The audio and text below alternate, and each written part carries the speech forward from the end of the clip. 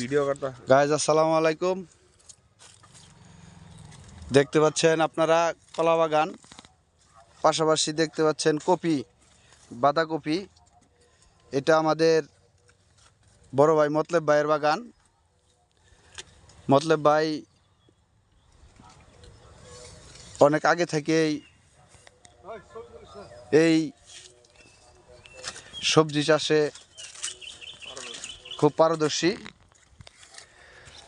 তার সাথে বড় বড় গৃহস্থরাও সবজি চাষ করে সফল হতে পারে না,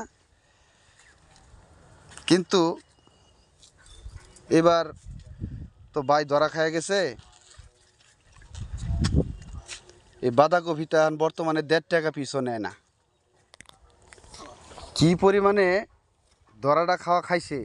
ক্ষেতের কপি খেতেই আছে, ক্ষেতের কপি খেতেই আছে। দেন কি পরিমাণের কপি ক্ষেতের ভিতরে, পর্যাপ্ত পরিমাণের কপি, সারা ক্ষেত শুদ্ধা কপি, কিন্তু বেচে না। বিক্রি করে কি করবে? বিক্রি করে ফালায় রাখছে।